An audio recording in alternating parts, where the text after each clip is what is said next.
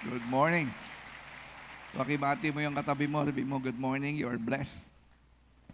Okay. So, meron po tayong babasahin na Bible verse. Isa lang. At ito po sa 35 years ko po na pagiging Christian, ito po yung aking isa po. Hindi ko lang ito paborito, kundi ito po ay bahagi na ng aking buhay. Kasi ang salita po ng Diyos, hindi lang yan binabasa, ha? Kasi baka akala nyo, binabasa lang ang Bible. Ang Bible po pinag-aaralan hanggang mai-apply, hanggang maging kasama na ng buhay natin because the Word of God is alive. Amen? Ang salita po ng Diyos ay buhay. Ibig sabihin talagang dinesign po yan para maging part ng buhay natin. Hindi yan namamatay. At kapag pinaniniwalaan mo ang salita ng Diyos at yan ay sinusunod mo, mangyayari po yan. Kaya yun lang po ang tinuturo ng Bible, no? Kung gusto nating mangyari ang lahat ng pangako ng Diyos, then you should have the Word of God in your life. Hindi kayo magkahiwalay ng salita, magkasama kayo. Babasahin natin yung Jeremiah 29:11, one of my life verses. Isa po sa mga salita ng Diyos na naging bahagi ng pagbabago ng aking buhay. At hanggang ngayon, nagbabago pa rin ang buhay itong talata na ito. Ang sabi ng Diyos, for I know the plans I have for you.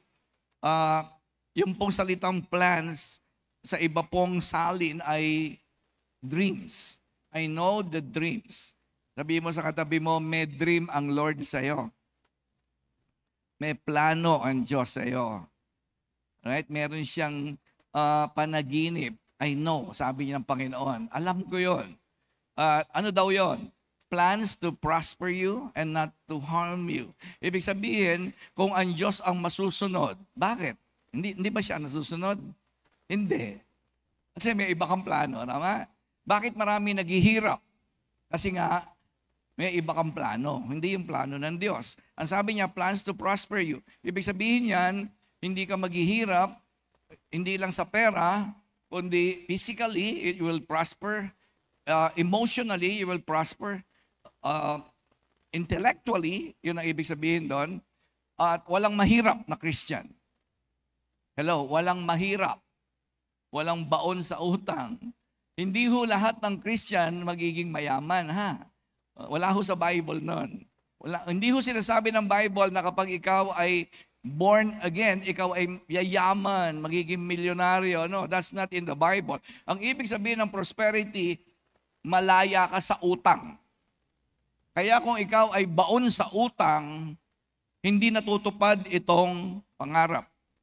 Pero kung tatanungin mo si Lord, yan ang pangarap niya. Makaalis ka sa utang, sa financial difficulty, yung lagi kang may crisis. Pagdating sa pera, lagi kang namomroblema sa pera. So ang pangarap ng Diyos is to prosper you and not to harm you. Hindi ka masasaktan. Magtatagumpay ka. Hindi ka mabubuhay in regrets. Alam niyo po ba, marami kong kilala, siguro kayo din, maraming kilala, na hanggang ngayon nabubuhay sila sa pagsisisi. Ang dami nilang decisions na maling-mali. Kaya hanggang ngayon, ang lungkot-lungkot nila. Bakit malungkot? Kasi hanggang ngayon, they cannot get over with their past mistakes. Yung mga maling decisions, mga failed na gawain. Pero ang sabi ng Lord, that's not my plan for you. At ang sabi pa niya, plans to give you hope and a future. Kung ikaw po ay nangyayari po ang plano ng Diyos sa iyo, laging bumubukal yung pag-asa. Kaya imposibleng mag-suicide. Bakit may nagsuicide? Walang hope. Wala na sila nakikitang future. Hindi sila naniniwala sa plano ng Diyos. Yun po ibig sabihin nun. Alright? Kaya may nagtatanong sa akin, Pastor, paano yung nagpapakamatay? Saan pumunta yan? Impyerno po. Alright? Impyerno po talaga. Bakit? Hindi siya naniniwala. He is not living by faith. He doesn't believe the Word of God. Kasi ang sabi po ng Diyos, ito yung gusto kong mangyari sa iyo. Na hindi ka nawawala ng pag-asa. Every day you are excited. No matter how dark may be the world around you is. Amen? Kahit ang pangit-pangit na nakikita mo, huwag kang tumingin sa katabi mo. Pag nadinig kasi pangit, tingin kayo. Kahit ang gulo-gulo ng buhay, kahit ang sama-sama ng tao, kahit ang dami-daming magnanakaw, ang daming adik, ang daming patayan, ang daming sakit, you still have hope. That's my dream for you. Lagi kang excited. Hindi ka nang lalata. Paggising mo sa umaga, you're always, you have a reason to live for every day of your life. Ang sarap ng ganung buhay. Alam niyo ba yun? Na ako po, 35 years na akong Christian, hindi ko matandaan kung kailan ako gumigising na malungkot ako. Wala akong araw na malungkot ako. Kung sakali man, maigsi lang. Alright? Hindi ko pinapayagan yan. Kasi may pangarap ako at ang Diyos. At meron kang future. Sabihin mo sa katabi mo, may maganda kang kinabukasan. Bakit hindi nangyayari? Bakit hindi nangyayari? Kasi nga may iba kang plano. Alam mo ba na para mangyari po yan, gusto mo mangyari yan? Prosperity, future, hope, magandang buhay. Listen, you have to dream the dream of God for you. Hindi lang si Lord. Hindi lang si Lord. May pangarap si Lord, pero ikaw, tanungin kita, yung pangarap ba ng Diyos, pangarap mo? Kapag hindi mo naging panaginip ang panaginip ng Diyos, magkasalungat kayo. Magkasalungat. Kaya magulo. Alam nyo, nangarap po ako magkapera, nagkatotoo po yun. Nangarap ako magkapera, nagkatotoo. Nangarap akong makabili ng ganito, nagkatotoo. Lahat halos ng pinangarap ko, nagkatotoo. Pero ano nangyari sa buhay ko? Nagkawasak-wasak ang buhay ko. In 1987, magsusuicide na po ako because my life was so messed up. Wala na ako makitang pag-asa. I don't have hope. I don't have a future. Bakit? Kasi yung plano ko, hindi plano ng Diyos. Hello? Kaya marami sa inyo magulo buhay. Kaya marami po sa inyo kahit simba kayo ng simba. Kahit anong simba ang gawin mo, kapatid, sorry. Sorry po. Kasi yung plano ng Diyos, hindi yun ang plano mo eh. May iba kang plano, sabi mo, Lord, ayoko niyan. Hindi mo sasabihin yon, siyempre naman, di ba? Siyempre, wala naman magsasabing, Lord, ayoko ng plano mo. But your actions are showing that the plan of God is not your plan. Kaya maraming sira ang buhay. Ang ganda-ganda ng plano mo, pero sabi ni Lord, hindi ko gusto yung plano mo. Kasi madalas ang plano mo, makakasira ng buhay mo. Alam mo ba yun? 19 years old po ako yung multimillionaire. Alam niyo ba yun? Ako po ay 19 years old, ako po ay multimillionaire na. Lahat po ng pwedeng mabili ng pera, nasa akin na po yan. Pagdating ko ng 25 years old, pulubi na po ako, magsusuicide na po ako. Why? Kasi yung plano ng Diyos, ayoko. Ayoko ng plano niya. Simba ka. Plano ba ng Diyos, magsimba ka? Ayoko niyan. Mag-pray. Ayoko rin yan. Magbasa ng Bible. Ayoko niyan. Ayoko po talaga magbasa ng Bible. Alright? Ayoko ng plano ng Diyos. Gusto ko lang yung plano ko. Kaya sabi po ng Proverbs chapter 19:21, tingnan niyo sabi ng Bible, many are the plans in a person's heart. Yang katabi mo, tingnan mo, ang daming plano niyan. Pero magkaaway kayo ng Diyos. Bakit magkaaway kayo ng Diyos? Kasi nga yung plano niya ayaw mo. Marami kang plano pero yung plano niya ayaw mo. Kaya ano gagawin ng Diyos? Guguluhin yung plano mo. Hindi ba kayo nagtataka kung bakit ang ganda-ganda ng plano mo hindi natutuloy? Right? Kasi ang plano mo, ito mapapangasawa ko. Grabe, tall, dark, and handsome. Ang gusto ni Lord sa'yo, dark, dark, and dark. Paano ngayon yun? Paano nga ngayon yun? Sige nga. Ikaw kasi may plano tama? Ito gusto ko. Sabi nga, dahil kinilig, hindi na nakinig. Tama? Maraming dalaga, dahil kinilig, hindi na nakinig sa Diyos. Narinig ko lang po yan sa ibang pastor. Alright? Dahil kinilig, kaya sabihin mo sa katabi mong dalaga, tingnan mo yung katabi mo, mukhang dalaga ba yan o dala na? Sabihin mo sa katabi mo, huwag ganong kikiligin, ha?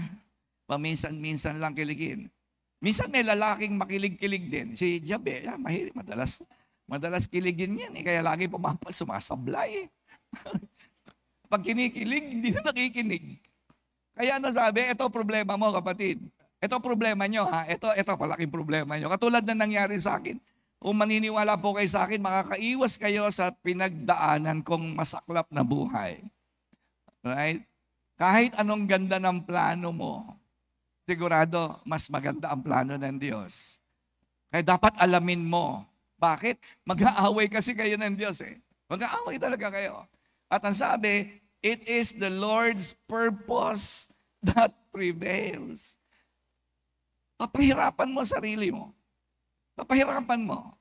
Gusto ng Diyos lumigaya ka, pero gusto mo yung sarili mong para. Kaya lumulungkot ka ngayon. Gusto ng Panginoon, makaalis ka agad sa malalaking problema, pero dahil ginusto mo yung plano mo, nagtatagal ka ngayon sa problema. Kasi nga, at the end, it's the Lord's purpose that will prevail. Hindi ka mananalo sa Diyos. Kapag pinilit mong manalo sa Diyos, lalo mong pahihirapan ang sarili mo. Andiyan pa po ba kayo? Every time you dream, alam niyo ba, every time na nangangarap kang umalis sa hirap, gagalit ang demonyo dyan. Nagagalit sa iyo ang demonyo every time you dream of getting out of poverty. Kaya magpapadala siya sa iyo ng maraming obstacles. Every time na gusto mong sumunod sa Diyos, kapatid, sa tuwing gugustuhin mong sumunod sa Diyos, magagalit ang demonyo sa iyo. Kaya huwag ka magtaka kung bakit ang dami nating problema, especially yung mga sumusunod sa Diyos. May mga nagsasabi sa akin Pastor, ba't ganun? Kung gusto ko nang magpakabait, gusto ko nang sumunod sa Diyos, bakit kung kailan ako na born again, tanong mo ba yan? Tanong mo ba yan? Tanong mo. Bakit kung kailan ako nagsisimba, kung kailan ako nagbabasa na ng Bible, bakit ang daming mga problema? Why? Kasi isa lang ang goal, to stop you from fulfilling the dream of God for you. Wala nang iba, yun lang yun. Yun lang yun. Yung dalaga, gusto sumunod kay Lord, bigla may dadating na pogi. Pogi pero anak ng demonyo yun, ha? Hello? Guwapo pero anak ng demonyo yun. Ano dahilan? To stop you from fulfilling the dream of God for your life. Gusto mo na sumunod sa Lord, may dadating na naman mga iba't ibang uri ng problem. Palagay nyo, bakit laging may oso sa buhay ni David? Bakit laging may leon to stop him from being a king? Kasi si David po ay magiging hari ng Israel. Kaya ang demonyo nagpapadala ng leon. At tuwing tatalunin niya ang leon, sabi ng Lord kay Satanas, O ano masasabi mo sa lingkod kong si David? Nagpadala ka leon, di ba? Napigil mo ba siya? Sige, Lord, oso naman. Subukan natin si David kung talagang yan ay susunod sa iyo. Padala ng leon. Pinatay ni David ang leon. Laging may ganon. Nung talunin ni David ang leon, nagpadala ng Goliath. Sabi ng demonyo, tingnan ko nga kung yan David na yan ay susunod pa rin sa pangarap ng Diyos. Tinalo niya si Goliath. Sabi ng Lord, tingin mo dyan sa aking anak. Right? Every time you conquer a problem, for you to go through your dreams that God has given in your life, tuwan-tuwa ang Diyos. Galit na galit ang demonyo dyan. Galit na galit ang demonyo pag nangarap ka na maglilingkod ako sa Diyos. Ako, galit na galit talaga. Magpapadala siya ng kung ano-anong obstacles. Pipigilin niya yung panaginip ng Diyos para sa buhay mo. Kapag nagsabi kang, aalis na ako sa hirap. Alam niyo, nung kami po ay naglingkod sa Diyos ni Pastora Angie, baon kami sa utang. Baon kami sa utang.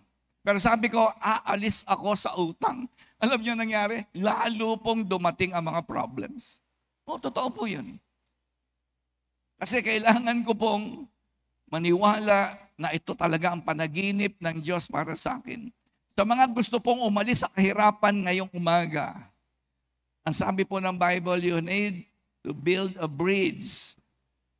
Kailangan mong gumawa ng tulay mula rito papunta sa pangarap ng Diyos sa iyo. Are you listening? You need to build a bridge. The reasons why you arrive here is no longer working how you can get there. Ulitin ko po.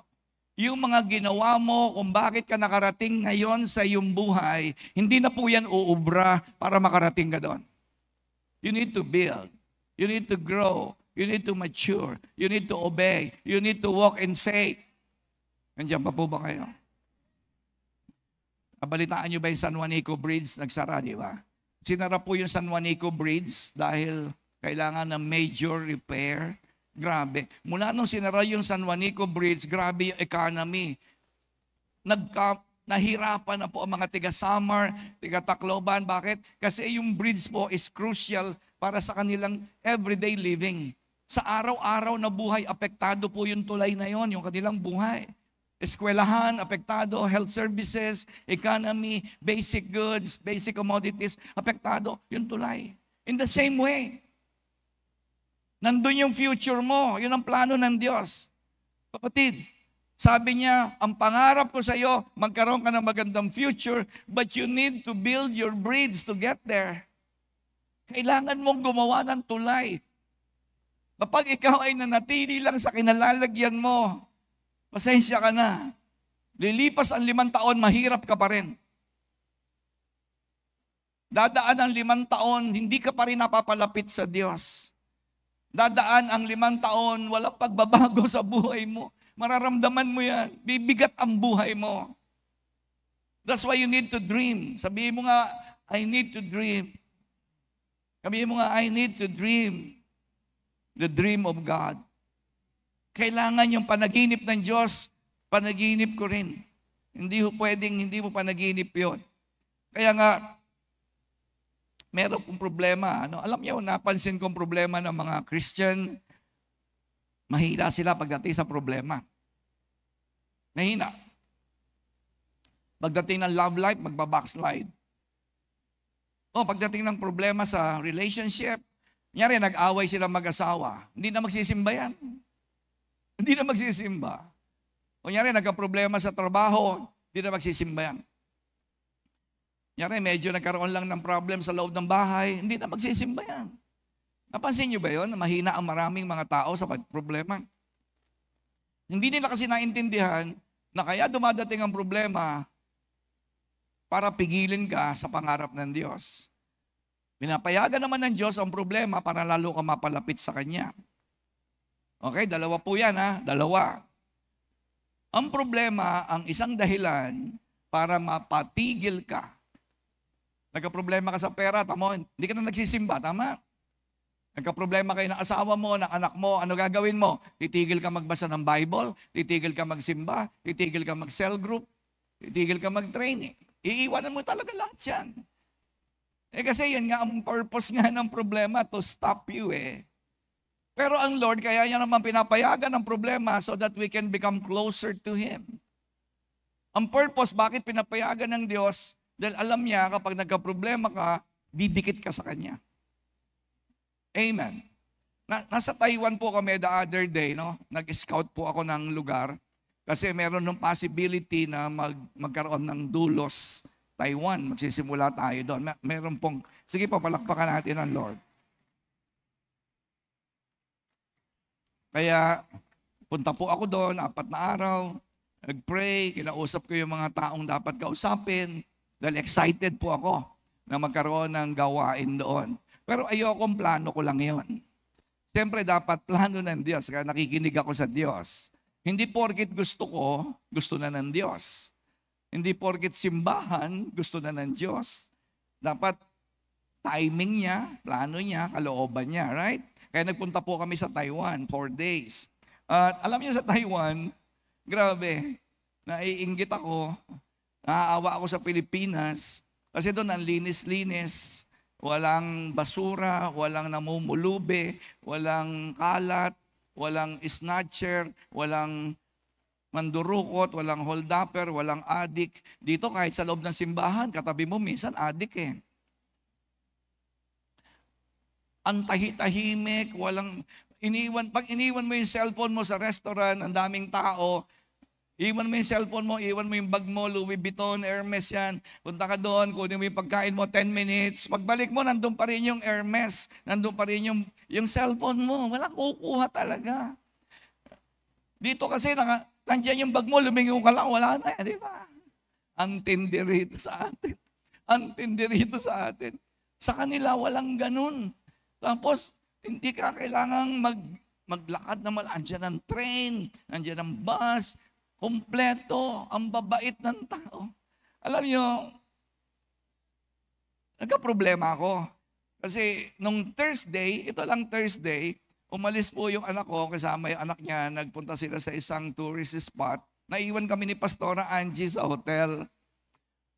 Alam po ninyo, after 30 minutes nang umalis yung anak ko, tsaka yung apo ko, kinausap ako ni Lord. Nagsasalita talaga si Lord. Sabi mga sa katabi mo, nagsasalita si Lord. Sabihin ko sa iyo mamaya kung bakit hindi mo siya nadidinig. Right? Sanay po kasi ako makinig sa boses ng Diyos, 35 years. Nadinig ko si Lord, Rudy. Sabi ko, ano kaya yun? Sabi niya, wala ka bang nakalimutan? Alam niyo, nalungkot po ako. Alam niyo, nakalimutan ko. Hindi ko po sila na ipag-pray nung umalis. Hindi ko ginagawa yun. Hindi ko ginagawa yun.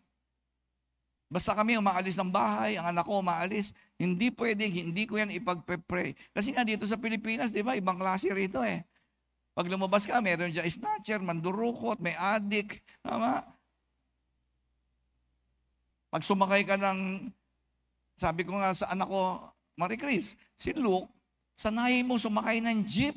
Hindi sanay sumakay ng jeep yan, tsaka tricycle. Sabi niya, Daddy, takot na takot sila. Kasi isang beses lang sumakay yung apo ko ng tricycle, tumaob pa yung tricycle.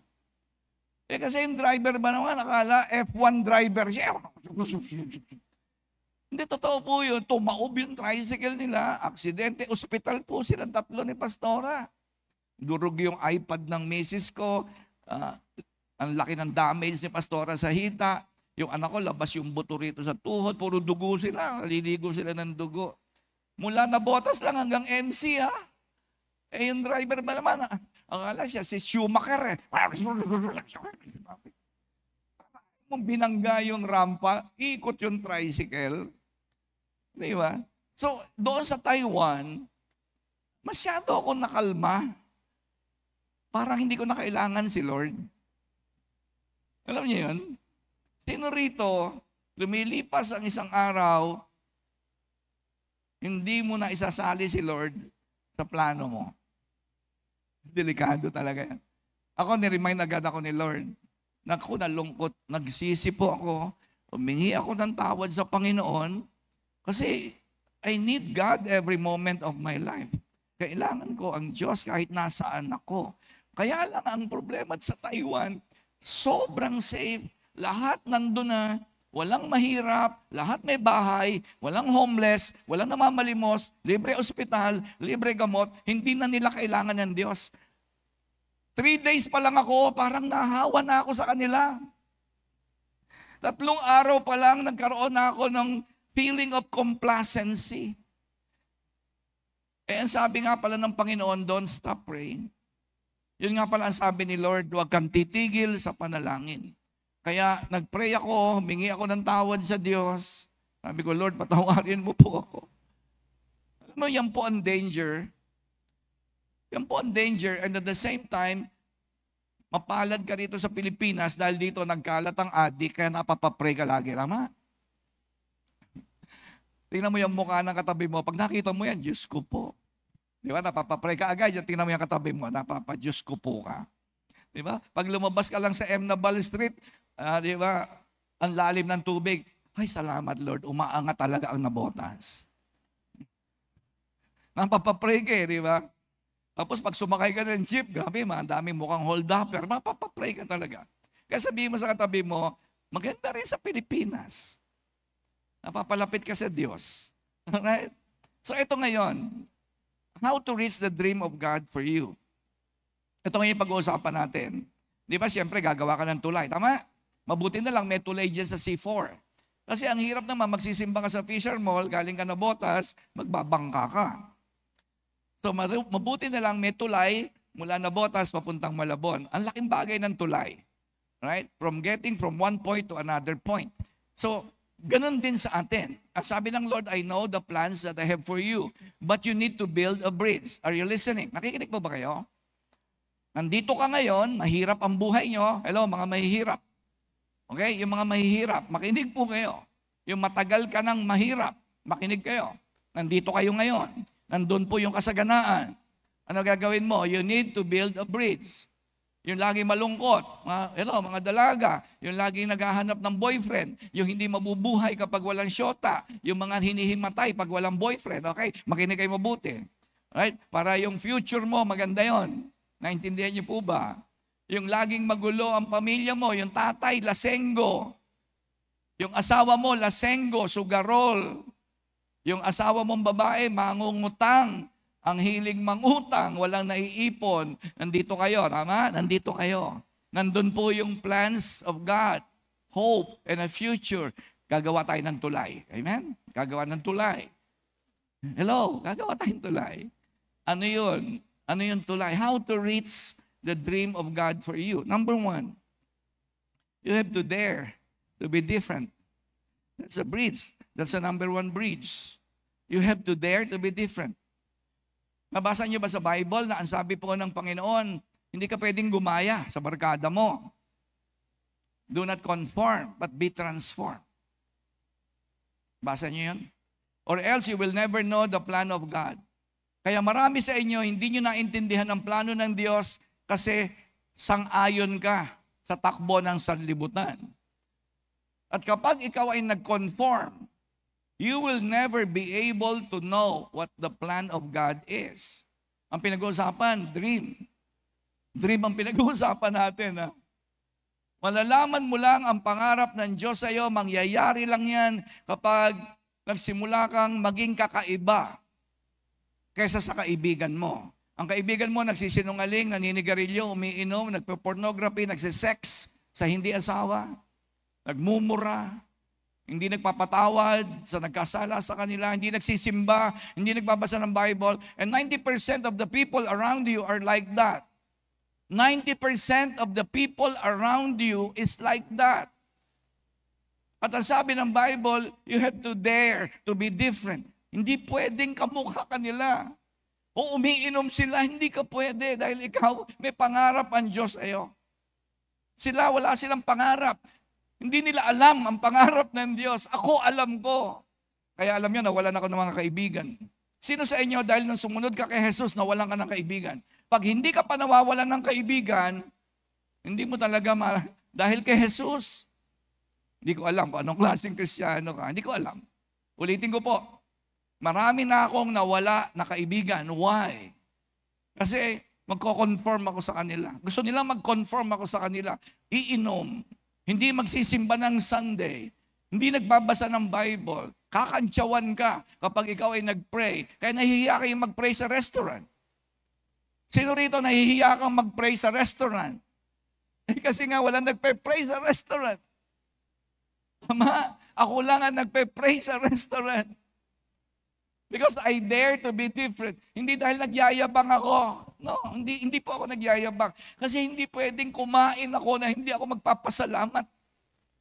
Hindi pwede. Eh, di ba kayo nahihiya? Bakit? Walang nagpe-pray. Kaya ikaw, gagawin mo na lang, di ba? Hahawakan mo yung hamburger. Amen. Sabi ng Genesis chapter 6 verse 9, ito po si Noah, pinili ko pong character in our story, in our message. Dito po nagsimula yung kwento.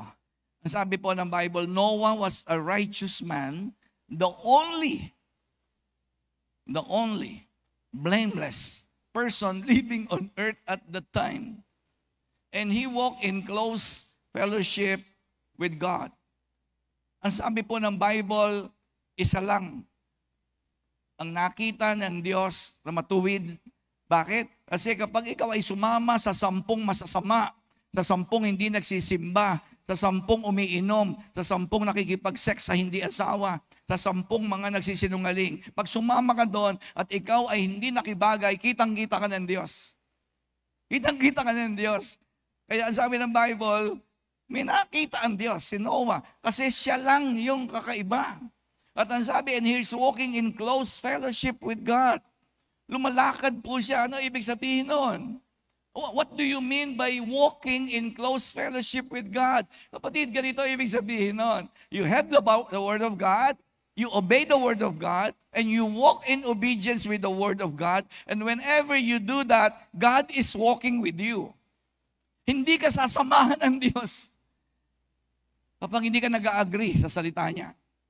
Pag hindi mo sinusunod ang salita ng Diyos, mga kapatid, pasensya na po kayo. Kaya magulo ang buhay mo. Kaya magulo ang pamilya mo. Magulo ang anak mo. Magulo ang finances mo. Kaya hindi ka magtatagumpay. Kasi you have to have God in your side every day of your life. Kailangan mo ang Diyos araw-araw na lumalakad ka mula umaga at nangyayari lamang yon kapag ang salita ng Diyos ay sinusunod mo. Kasi ang sabi ng Bible, how can two walk together unless they are in agreement? Paano lalakad ang dalawa na hindi sila nagkakasundo? Amos, sa Book of Amos. Paano ka sasamahan ng Diyos? Hindi ka naman sumusunod sa salita niya. Kaya lumalakad kang mag-isa. Kaya magtataka kayo, ang ganda-ganda ng pangarap ng Diyos. Bakit ka naghihirap? Bakit ang ganda ng pangako ng Diyos hindi nangyayari? Bakit ang gusto ng Diyos magkaroon ka ng magandang kinabukasan pero lagi kang ganyan, parang wala ka ng pag-asa? Kasi you don't have a close fellowship with God. Akala kasi ng iba ang fellowship, pag kumakanta ka sa Diyos, no. Walang kwenta yung kanta na hindi ka naman sumusunod sa gusto ng Diyos. Walang kwenta yun, nagsasayang ka lang ng boses. Nagsasayang ka lang ng boses.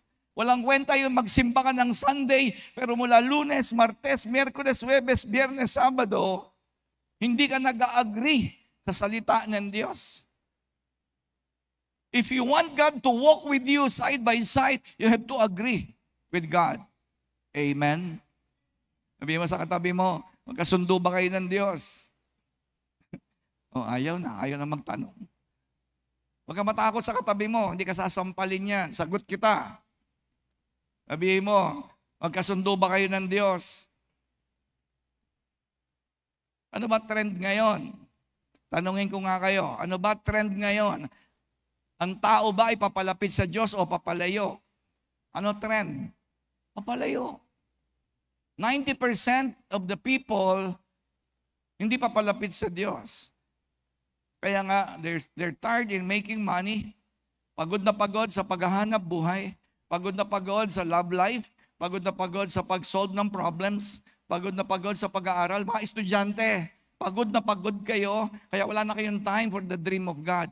Wala na kayong time doon sa seek ye first the kingdom of God and His righteousness. Wala na kayong time doon. Kasi pagod na pagod kayo.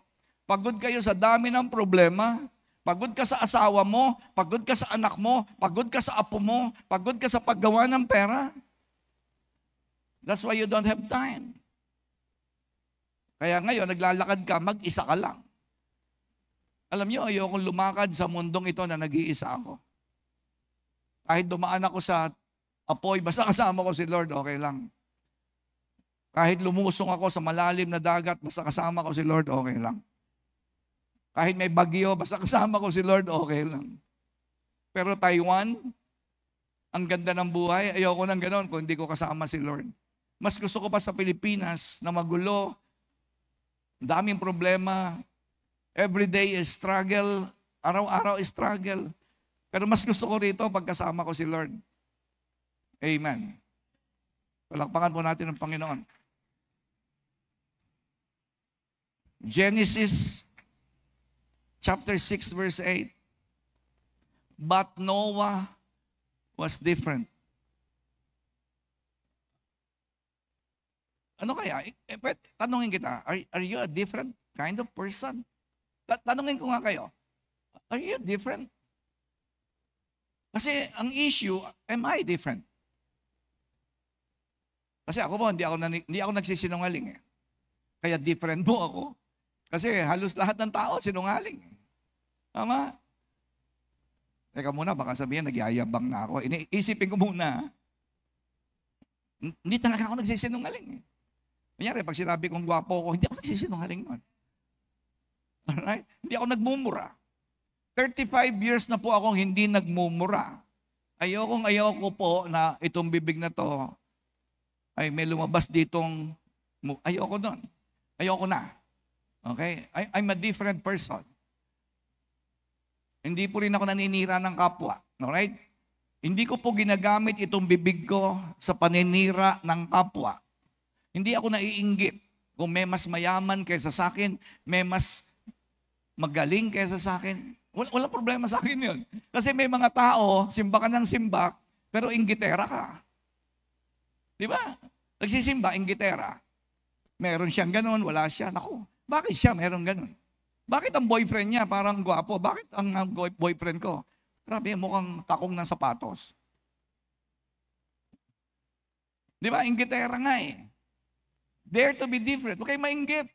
Kapag ikaw ay hindi naiinggit sa mga meron at wala ka, makapapansin ka ng Diyos. Mapapansin ka ng Diyos. Noah was different.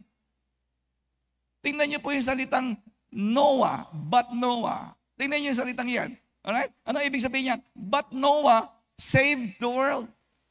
Because he's different. Yun ang ibig sabihin niyan, but Noah saved the world.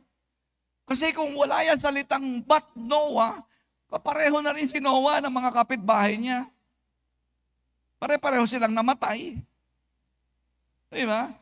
At dito ngayon sa mundong ito, magagamit ka kaya ng Diyos? Magagamit ka ba? Magagamit ka lang kapag merong but Rudy. Kasi nga, corrupt na yung buong mundo, tama?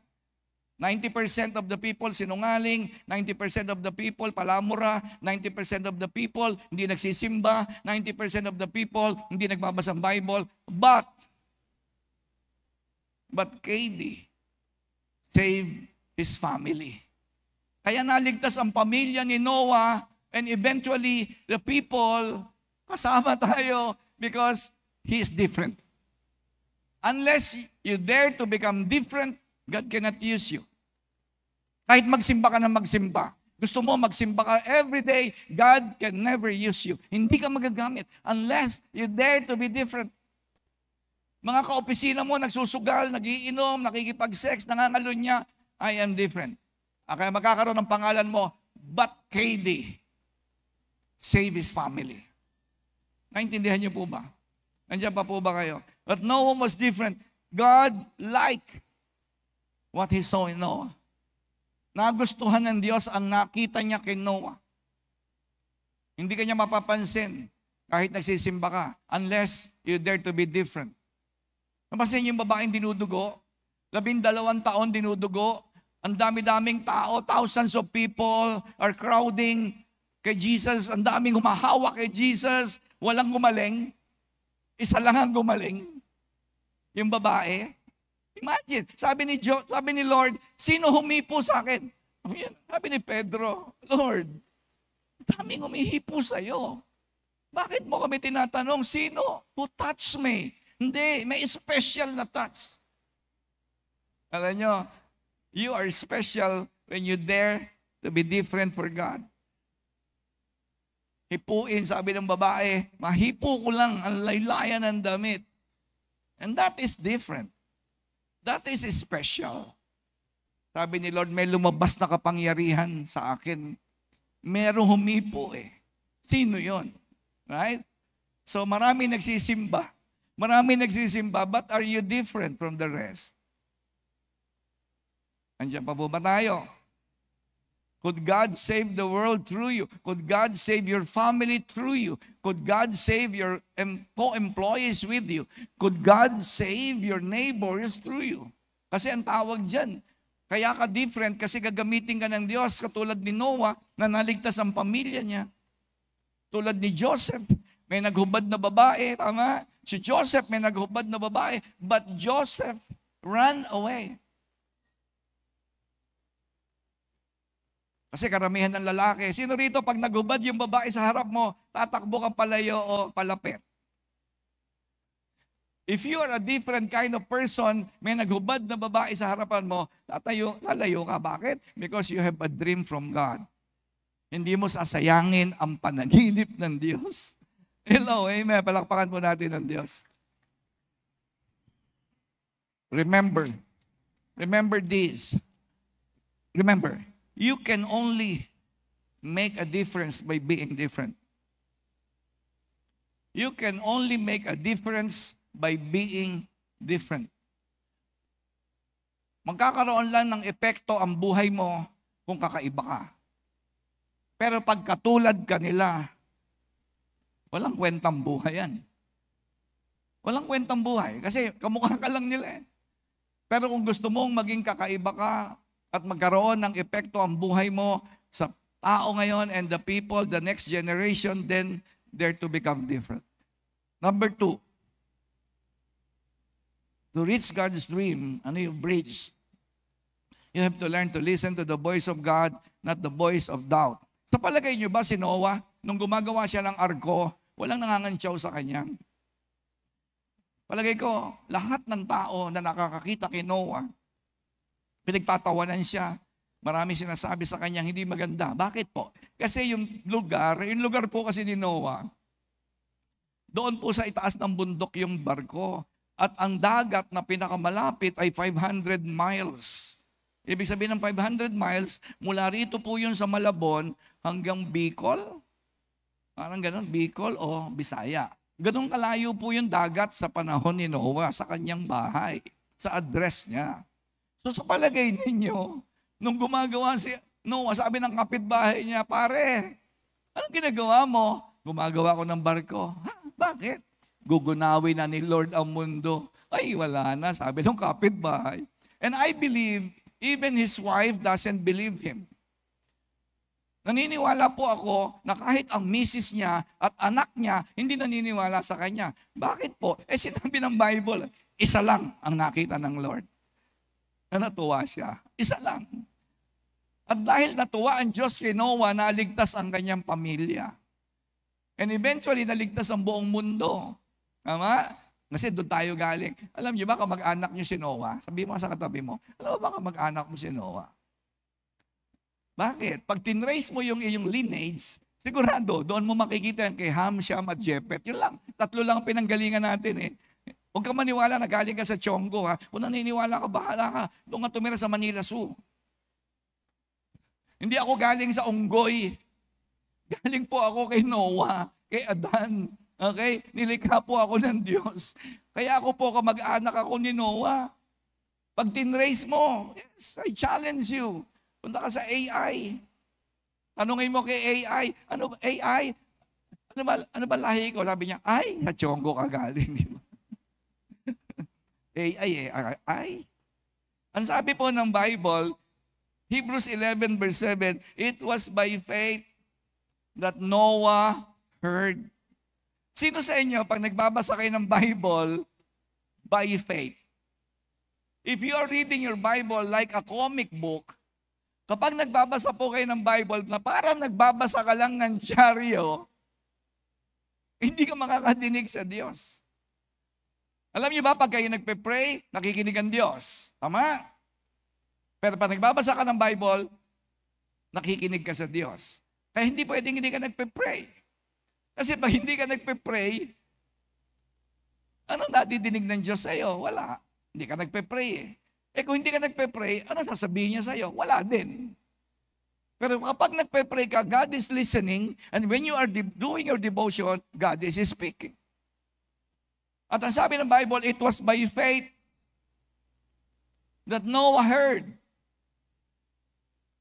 Kapatid, pag hindi ka marunong makinig sa boses ng Diyos sa panahong ito, kawawa ka. Ikaw na ang pinakakawawang tao na mabubuhay kahit ang ganda ng trabaho mo, kahit college graduate ka, kahit ang ganda pa ng itsura mo, kahit gwapo ka pa, if you don't have the ability to listen to God's word, you cannot make it. You cannot make it.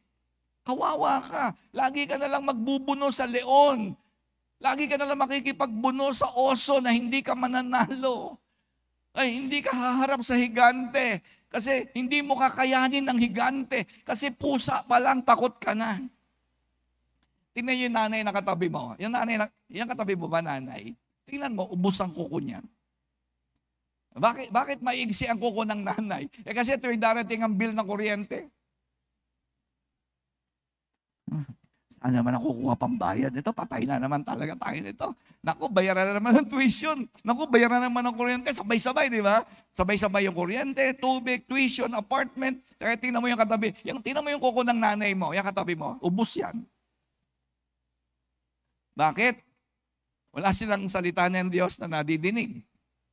Wala silang salita ng Diyos na nadidinig. Ang nadidinig lang nila, ang hirap ng buhay, mare, no? Ikaw naman, Christian ka. Sabi nung kumari mong taga-impyerno, mare, hirap talaga ng buhay. Oo nga, ibig mo, umagri ka pa. Grabe. Nagsisimba ka sa dulos, tapos yung kumari mo, hirap talaga ng buhay dito, no? Oo nga, tama ka, mare. Diyos ko, sana magsama na kayo ng kumari mo. It was by faith that Noah heard God's warnings about things he could not see yet. Alam niyo po, ang magdidiskarel sa tulay mo ay yung voices of doubt. Yan ang magdidiskarel dyan. Because 90% ng taong makakausap mo dito sa Malabon, negative yan. 90%. Yung kaklase mo, negative yan. Yung kaibigan mo, negative yan. Walang alam yan sa salita ng Diyos eh.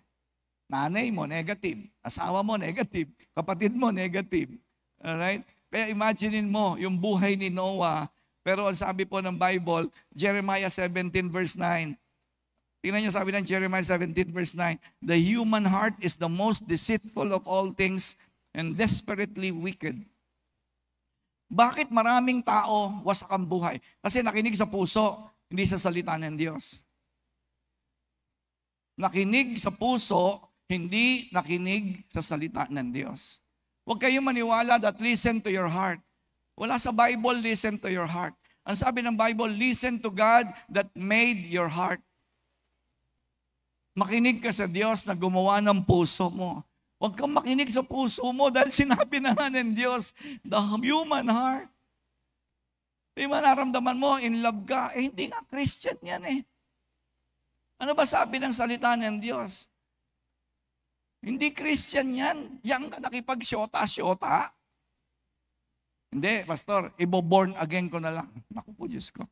Bakit po? Kasi nakinig sa puso. Ang sabi po ng Diyos, ang puso ang pinakamagdaraya sa lahat. Si Noah, sigurado yan. Sabi ng mga kapitbahay niya, Oy Noah, nasisiraan ka ng ulo. Tatama sa puso niya yon. Di ba? Oy Noah, bumaba ka na dyan, naloloko ka na. Tatama yun sa puso niya. Sabi ng asawa niya, darling, maghanap ka na ng ibang hanap buhay. Huwag ka na magkarpintero. Tatama sa puso niya. Yung tatlong anak niya, Daddy, pinagtatawanan na tayo ng buong homeowners association. Kasi mga kapitbahay nila eh. Sabi ng mga kapitbahay ni Noah, Oy Noah, grabe, luko-luko ka. Tatama yan sa puso ni Noah. Katulad mo rin. Kaya marami po hindi na naglilingkod sa Diyos ngayon. Hindi ka nga nagtatights eh. Bakit hindi ka nagtatights? Kasi sabi ng nadinig mo, Oy naku, magpapayaman lang yan, yung pastor nyo. Tatama yan sa puso mo. Kasi nga wala kang alam sa salita ng Diyos eh. Wala kang faith that hears. Alam niyo ba ang faith may tenga? Pag wala kang tenga na may pananampalataya at may nagsalita sa iyo, ba't kayo nagtatights dyan sa dulos? Pera nyo lang ang kailangan dyan. Of course, di tayo namimilit ha. Ulitin ko po, huwag kayong magbibigay dito ng kahit 5, please. Parang awa nyo na ha. Parang awa nyo na. Huwag kayong magbibigay ng pera nyo. Kundi kayo masaya ha. Kung napipilitan lang po kayo. Wag. Alright? Kaya kailangan mo ng faith that hears. Kasi ang daming magsasalita dyan. Tinuturo sa inyo sa dulos. Niloloko lang kayo dyan. Ba't kayo kailangan magbasa ng Bible araw-araw, gabi-gabi? Ba't kailangan magsimba ka linggo-linggo? Because God said so. Wala akong pakialam sa sinasabi nila. Basta ako may pakialam sa sinasabi ng Diyos. At ang sabi ng Diyos, pag linggo, nandyan ako sa bahay mo. Kaya 35 years akong walang absent. Kaya nabago buhay ko. Umalis ako sa alak, umalis ako sa sigarilyo, umalis ako sa sugal, pornography, sex, activity, sexually immoral po ako eh. Hindi ako marunong magpatawad. Wala akong pangarap sa buhay. Lover of money ako. Ako po'y magnanakaw. Ako po'y naninira ng buhay ng may buhay. Totoo po yun. Bakit nabago buhay ko? Kasi nadinig ko ang salita ng Diyos. At mula nung nakinig ako ng salita ng Diyos, Wala na akong pakialam sa sinasabi niya dyan. Basta yan sinabi mo, hindi umaayon sa sinasabi ng Diyos, di na kita pakikinggan. Marami na akong hindi kaibigan. Marami na akong nawalang kaibigan. Ikaw ba? Uulitin ko yung tanong. Ilang kaibigan na nawala sa'yo? Yung ayaw magsimba mong kaibigan, sinasamahan mo pa rin? Yung kaibigan mo na mahilig uminom, sinasamahan mo pa rin? Yung kaibigan mo na naninira sa simbahan mo at sa leader mo, kasama mo pa rin? Ano ka ba naman? Kaya hindi ka talaga makatawid-tawid eh. Hindi nga. Sinasamahan mo pa rin yung kaibigan mo na naninira sa church mo? Ay, ano kang klase? Ibang klase ka talaga. Hindi natutuwa ang Diyos. Nakikinig ka ng boses na hindi ayon sa boses ng Diyos. Sadya pa po ba kayo? The human heart is the most deceitful of all things. Kita nyo, bakit ang asawa, bakit ang boyfriend lasenggo ayaw hiwalayan? Kasi dinadaya siya ng puso niya. Tama? Tama ba? Lasenggo. Boyfriend mo, lasenggo, nagda-drugs, nagmumura, verbally abusive. Ayaw mong hiwalayan. Bakit? Kasi nga nadaya ka ng puso mo eh. Kasi wala kang salita ng Diyos. Kaya kita mo, pag napangasawa mo yan, wasak talaga buhay mo. Pero mo, boyfriend mo palang tamad na eh. Pero mo, boyfriend mo palang tamad ha. Sabi, pastor, nagmamahalan po talaga kami. Kaya harangan man kami ng sibat. Naku, yan yung mahilig sa mga telenovela. Yung hindi nagbabasa ng Bible, tapos mahilig sa telenovela, madadaya ka ng puso mo. Kasi hindi na-develop yung ears of faith mo. Hindi na-develop yan. Kaya ang pakikinggan mo, ito pakikinggan mo. At pag ito pinakinggan mo, mauhulog ka sa kanal dyan. Magsasama kayo ng boyfriend mo sa kahirapan, sa kaguluhan ng buhay. God wants you to have a hope and a future. Remember? Remember? My plan for you is for you to have a future and a hope. Kaso gusto mo nga yung plano mo eh. Ayaw mo ng plano ng Diyos. Nandiyan pa po ba kayo? May nagsabi sa akin, Pastor, gusto ko makinig sa Diyos pero ba't hindi ko siya madinig? Ito ang suggestion ko sa iyo. Get closer to God. Kaya hindi ka nakakadinig, malayo. Mga kapatid, nakikinig mo ba kayo? Kahit primary 12 ka pa ng dulos. Kahit primary 12 ka pa ng dulos. Kahit pastor ka pa. Pag hindi ka nakakadinig sa Diyos, ibig sabihin nun, ano? Malayo. Kasi hindi sumisigaw ang Diyos. Bumubulong lang po siya. Sabi ng Bible. Hindi ako may sabi nun, ha? Ang sabi ng Bible, kapag ang Diyos nagsasalita, whisper. Gentle whisper. Kailangan malapit. Kaya ka nga hindi nakakadinig sa boses ng Diyos. Ano ibig sabihin nun? Malayo kayo ng Diyos. Kung talagang gusto mong makinig sa Diyos, ano gagawin mo? Di get closer. Lumapit ka sa Diyos. Hindi siya lalapit sa iyo. Ikaw ang lalapit sa Kanya. Kaya ang sabi po ng Psalm chapter 46 verse 10, be still. Pumunta ka sa isang lugar na tahimik kasi ang Diyos hindi malakas ang boses niya. Hindi malakas ang boses ng Diyos, kapatid. Kaya kailangan mo pumunta sa isang lugar na walang distraction, walang ingay, meron kang time of silence and time of solitude. Kaya si Jesus, mababasa nyo, lagi siyang pumupunta sa lugar na tahimik, malungkot na lugar. Walang ingay, tulog pa ang mga tao, nandun na siya. Bakit?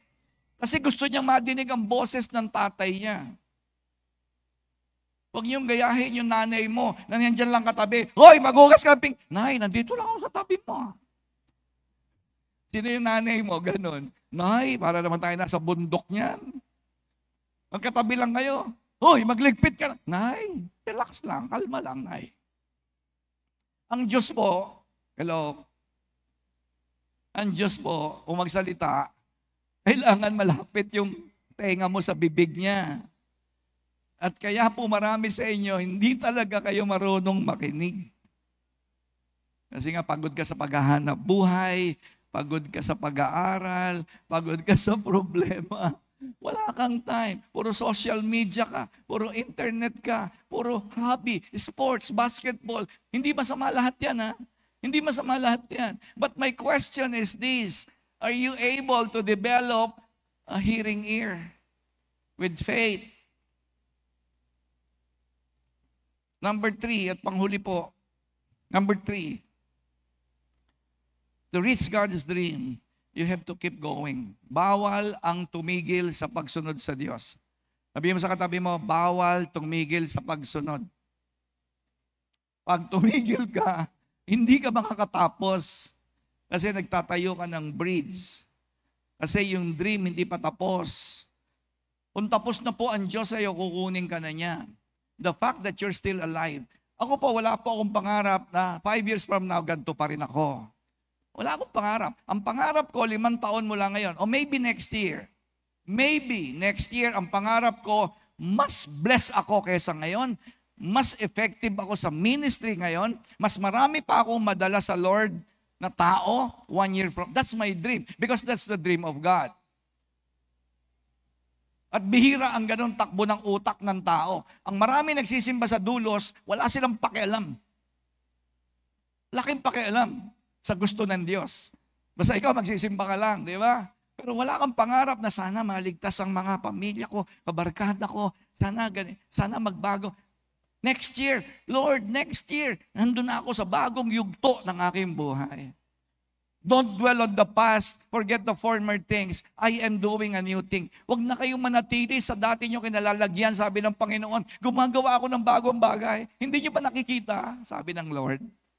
Kaya dapat meron kang pangarap, yung pangarap ng Diyos na next year, at this same date, iba ka na. Umalis ka na sa utang next year. 1 year from now, that's your dream because that's the dream of God for you. Palakpakan po natin si Lord. Dapat next year, mga dalaga, next year at about this time, iba na boyfriend mo, yung Kristiyano na. Ha? Sabihin mo sa katabi mo, itapon mo na yung boyfriend mo, napalamura, hindi nagsisimba, dinidiscourage ka pa na mag-church. Sabihin mo nga sa katabi mo, tapon mo na yan sa basurahan. Nangungulekta ang DPS sa nabotas everyday. Nangungulekta ng basura. Itapon mo na yan, syota mo na yan. Next year, iba na boyfriend mo, sabihin mo. Pastor, yung asawa, pwede ba? Pwede ba yung asawa? Wala na, wala ka nang kawala dyan. Sorry po. Alright? Hebrews chapter 11, verse 7. By faith, Noah. By faith, alright? By faith. By faith, Noah, when warned about things not yet seen, in holy fear built an ark to save his family. Gusto niya maligtas yung pamilya niya at nung madinig niya ang salita ng Diyos, nagkaroon siya ng holy fear. Kaya ang Diyos sinasamahan siya. Sasamahan ka ng Diyos kung ikaw ay merong banal na takot sa Diyos. Para maligtas ang iba, hindi lang ikaw. Hindi lang ikaw maliligtas. Maraming maliligtas. He built an ark to save his family. By his faith, he condemned the world and became heir of the righteousness that is in keeping with faith. Keeping with faith. Keeping with faith. Sabihin mo nga, keeping with faith. Hindi siya tumigil sa pananampalataya. Alam niyo ba, ilang araw ginawa ang ark? 4,001 day. 120 years. Hindi siya tumigil manampalataya kahit ang dami nangangansyaw. Kahit pagod na siya, siguro puro kalyo na yung kamay niya. Sigurado puro kalyo na kamay niya kasi wala namang mga tools noon eh. Diba, mano-mano yun eh, katam, lagari, bibigat ng puno, right? But he kept his faith. 4,001 day. That's 120 years. Nandiyan pa po ba kayo? Sabihin mo sa katabi mo, don't quit. Hindi pala 4,000, sorry. Baka may nagkakalculator. 42,001 day. Yan, buti na lang, naikore ko na. Baka nakauwi tayo. Tapos, 42,001 day gumawa ng arko si Noah. At ang sabi ng Bible, hindi siya nanghina sa pananampalataya. Alam nyo, aamin ako sa inyo, hindi madaling sumunod sa Diyos. Hindi talaga madaling sumunod sa Diyos. Kasi ang gagawin mo, yung gustong-gusto ng mga tao. Yung ayaw na ayaw pala nila. Yun ang gagawin mo, yung ayaw ng tao, pero gusto ng Diyos. Ang sarap uminom, ang sarap maglasing, ang sarap magsugal, ang sarap manigarilyo, ang sarap mag-sex, ang sarap makipag-date, ang sarap po ganito, ang sasarap niyan. Pero yan po ang dahilan kung bakit kayo titigil. Alam niyo ba, hindi ho problema yung simula. Magaling ang simula. Ang dami ko nakitang na born again. Nung umpisa ang sipag-sipag sa simbahan. Grabe, walang lumalabas sa bibig niya kundi si Jesus. Alam niyo, sumama kayo sa akin sa church. Blah, blah, blah, blah. That's 1 year. Pagdating ng 2 years, 3 years, diyan maraming tumitigil. Kaya maraming hindi nakakatapos. Hindi ho mahirap ang simula. Hindi rin mahirap yung katapusan. Dahil obviously, nakatapos eh. Alam niyo ba ang pinakamahirap saan maraming tumitigil? Dito sa gitna. Dito po sa gitna, ang pinakamaraming tumitigil. 35 years akong Christian, ang dami ko ng kasabayan, wala na po sila. Nanonood ba kayo ng boxing? Boxing. Round 1, ang lakas ng boxer. Round 2, ang lakas. Round 3, 4, nung 5, 6, 7, nanghihina na siya. Gitna na kasi eh. Gitna na, doon maraming natatalo. Alam niyo ba na maraming natatalo sa boxing doon sa rounds 7, 8, 9? Kasi yan yung time na parang bugbog ka na, pagod ka na, grabe, physically stressed ka na. Diyan maraming tumitigil. In the same way, ganun din. Ako po, ewan ko po pero ako kasi 68 years old na po ako, no? Siguro, but of course, I'm not overconfident. Baka meron na lang akong 20 years. Mahaba na yon ha. Kung bibigyan ko ang sarili ko ng 20 years na mabuhay, gagamitin ko talaga sa Lord yan. At wala akong balak tumigil at this point in time. Alright? Wala akong balak tumigil. Kayo po, ilang taon na ba kayo naglilingkod sa Diyos? 2, 3, 4? Na Diyos ko po. Napakaigsipan yan. Kapag hindi po kayo gumaya kay Noah, mga kapatid, pag hindi nyo po dinevelop yung mindset, hindi ako titigil no matter what, marami po sa inyo titigil talaga. Because it's not easy to follow Jesus. Sabi niya, carry your cross, deny yourself. Nadali ba yon? Deny yourself, carry your cross? Kaya maraming mga tao gusto lang magsimba, ayaw na maglingkod. Okay lang magsimba. Kasi pag sumunod ka kay Lord, hindi mo na magagawa yung gusto mong gawin. Kasi ayaw niya. Pag tinawag mo siyang Lord, Lord, sabi ni Jesus, ba't mo ako tinatawag na Lord? Hindi mo naman ginagawa yung gusto ko. Kaya mahirap sumunod sa Lord. Unless na meron kang dream. Unless nakuha mo yung dream ni Lord. At matutulad ka kay Noah. Alright? Na 120 years. Kaya sabi ng Galatians chapter 6, let us not get tired of doing what is good. Huwag po kayong tumigil at the right time. Sabihin mo nga, right time. There's always a right time for every one of us. Ibig sabihin, at just the right time, success, significance, victory takes time. Yun ang ibig sabihin niyan. Bago ka makaranas ng tagumpay, daranas ka muna ng hirap. Yun ang ibig sabihin at just the right time. Bago ka yumaman, katakot-takot na hirap. Bago ka magtagumpay, katakot-takot na hirap. Ano kaya? Kung tumigil ka nung first year college, hindi ka na engineer.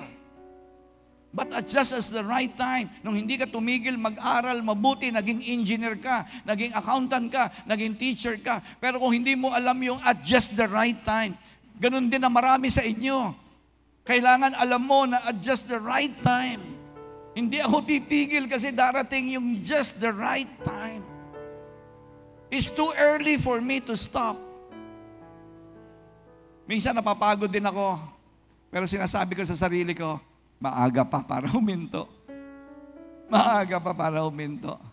Kasi sabi ng Bible, at just the right time, we will reap a harvest of blessing if we don't give up. Kaya kahit parang tinatamad ka magsimba, magsimba ka. Because at just the right time.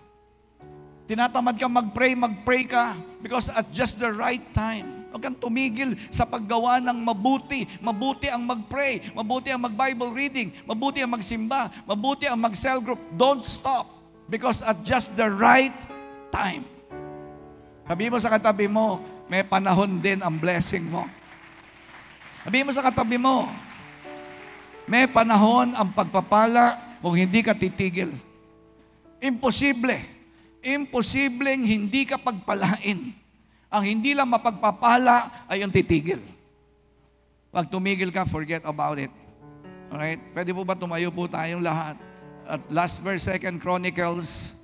Ang sabi po ng 2 Chronicles, for the eyes of the Lord range throughout the earth to strengthen those whose hearts are fully committed to Him. Alam po ninyo, kaya ka makakatapos ng pagsunod. Alam niyo kung bakit ka makakatapos ng pangarap mo, kaya mo maabot yung pangarap? Kasi palalakasin ka ng Diyos. Papalakasin ka ng Diyos.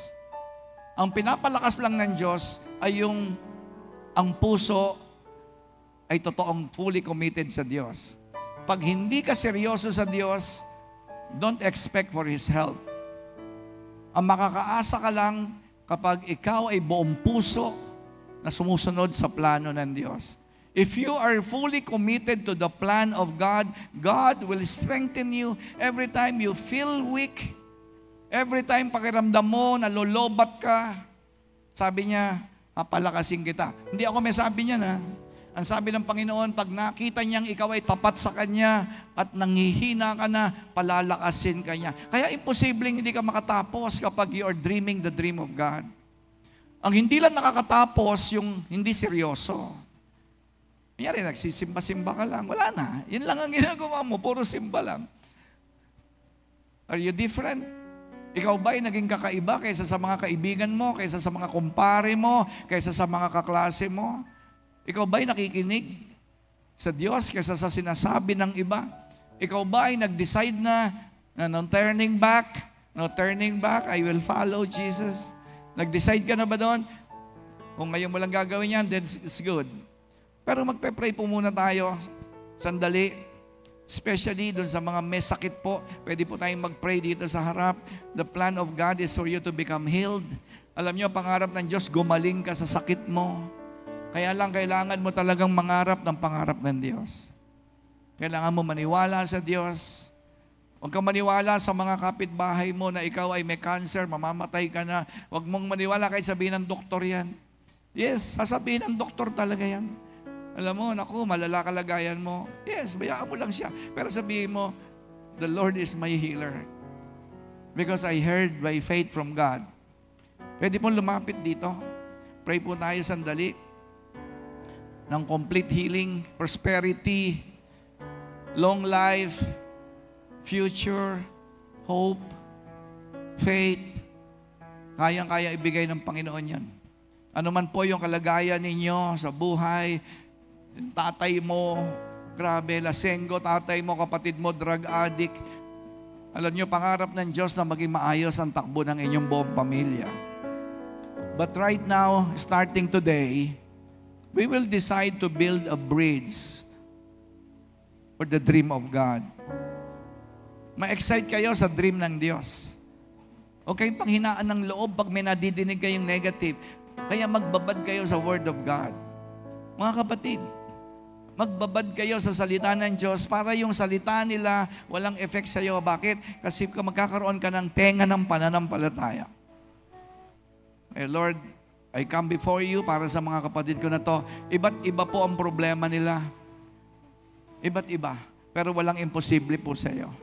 Father, I declare, katulad na sinabi mo sa Jeremiah 29:11, you declare. And right now, we declare by the powerful name of Jesus,